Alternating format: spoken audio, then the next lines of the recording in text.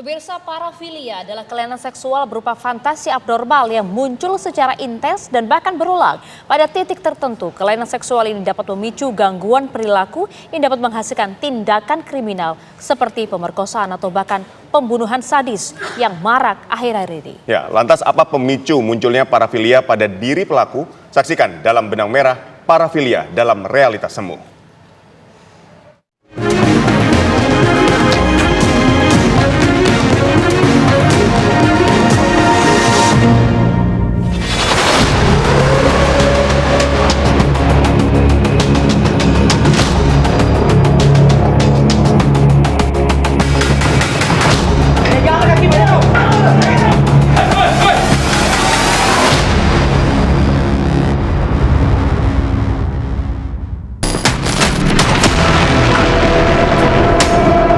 Pemerkosa dan pembunuh sadis yang menghilangkan nyawa gadis penjual gorengan di Padang Pariaman, Sumatera Barat akhirnya ditemukan polisi bersama warga.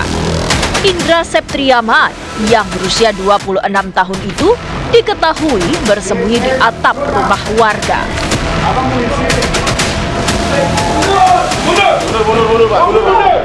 Jangan kaki banyak tuh.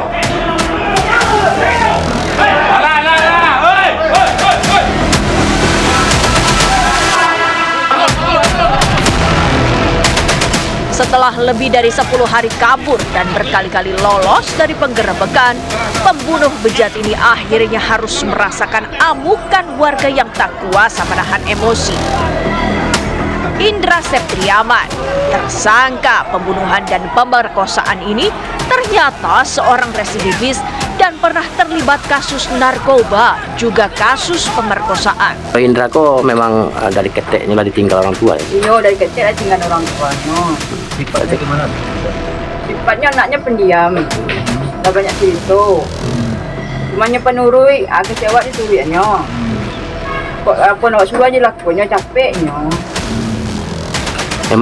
Memang sejak ditinggal orang tua itu memang pergaulannya sama kawan-kawan lah ya. Iya, itu tidak ada yang ngontrol. Dalam banyak kasus, pembunuhan sadis yang disertai tindakan bejat seringkali berkaitan dengan kelainan seksual atau parafilia. Parafilia atau kelainan seksual adalah rangsangan seksual abnormal yang ditandai dengan fantasi seksual yang intens dan muncul secara terus-menerus. Rangsangan tersebut dapat melibatkan objek, aktivitas, atau situasi yang tak biasa.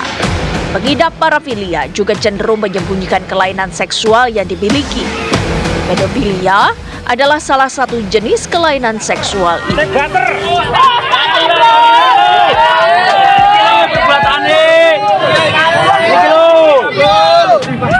Istighfar Pak. Wis tuwek barang ya. Gunung ngono lho Pak. Akeh ning gunung Pak gari milih. Pedofilia ditandai dengan munculnya gairah seksual ketika melihat anak-anak, umumnya yang berusia di bawah 13 tahun. Seseorang bisa dikategorikan menderita kelainan seksual pedofilia jika berusia minimal 16 tahun atau berusia minimal 5 tahun lebih tua dari korbannya. Pada titik tertentu, kelainan seksual ini dapat memicu gangguan perilaku yang dapat menghasilkan tindakan kriminal seperti pemerkosaan atau bahkan pembunuhan sadis. Fenomena pembunuhan sadis yang disertai tindakan cabul dengan korban yang berusia anak di bawah umur juga sering kali terjadi. Mirisnya, sebagian pelaku kejahatan keji tersebut ternyata juga masih berusia anak-anak. Seperti yang terjadi di Palembang, Sumatera Selatan. Sadisnya lagi, pelaku yang masih berusia remaja tersebut dengan bangga menceritakan kepada temannya bahwa dia dan 3 orang anak lainnya baru saja memperkosa dan membunuh seorang siswi SMP. Perbuatan keji itu dilakukan setelah menonton film-film porno dari internet. Kelainan seksual atau parafilia dapat berubah menjadi gangguan perilaku akut yang memicu terjadinya tindakan kriminal sadis. Faktor keluarga dan pengaruh minuman beralkohol serta narkoba juga terbukti menjadi pendorong munculnya kelainan seksual. Kelainan seksual dapat ditangani dengan cara berkonsultasi ke dokter kejiwaan atau psikiater. Seringkali para pasien dengan kelainan seksual ini diberi obat dengan kandungan anti-androgen yang berfungsi menurunkan dan mengontrol libido atau birahi yang berlebihan.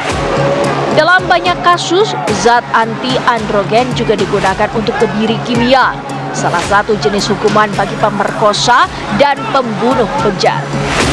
Kelainan seksual atau parafilia dan gangguan perilaku seksual serta tindak kriminal yang terkait dengannya ternyata tak hanya menyasar para korban di dunia nyata, tapi juga marak terjadi di dunia maya. Pelakunya juga tak hanya lelaki saja. Wanita juga bisa mengidap kelainan seksual dan mengalami gangguan perilaku seksual. Siskae adalah salah satunya. Ia pernah ditangkap polisi karena merekam dan mempertontonkan auratnya di media internet. Adegan tak senonoh itu bahkan ia rekam di keramaian tempat umum. Kabur ya? Sampai ke Jogja tuh kabur. Kabur ya? Sebelum di Jogja kemana aja? Gimana? Sempat pindah-pindah Mbak Sika? Sempat Kemana aja selain di Jogja? Perilaku semacam ini termasuk dalam kelainan seksual jenis ekshibionis yang gemar mempertontonkan auratnya pada publik. Belum lama ini ia kembali berurusan dengan hukum karena terlibat dalam produksi film porno. Industri film porno yang ilegal di Indonesia ini seringkali juga menyasar anak-anak sebagai korban. Polisi bahkan telah menangkap para pelaku yang terlibat dalam industri ilegal ini. Kominfo juga telah memblokir akses ke jutaan situs-situs porno. Namun, fenomena ini masih saja terus berlangsung. Setelah dilakukan pemeriksaan sejak tadi malam terhadap tersangka saudari FCN alias S, kemudian penyidik melakukan tindakan penahanan terhadap tersangka S untuk memudahkan proses penyidikan selanjutnya, maka penahanan dilakukan terhadap saudari S. Sampai dengan saat ini penyidik masih terus bekerja dalam tahap penyidikan ini melengkapi fakta dan melengkapi berkas. Karena saudari S patut diduga atau disangka melakukan tindak pidana dengan sengaja atau dengan persetujuan dirinya melakukan kegiatan-kegiatan yang bermuatan pornografi. Sebagaimana diatur di pasal 8, junto pasal 34, Undang-Undang Nomor 44 Tahun 2008 tentang pornografi. Sebagian orang bahkan menggunakan rekaman seksual untuk memeras dan mengancam para korbannya. Istilahnya revenge porn.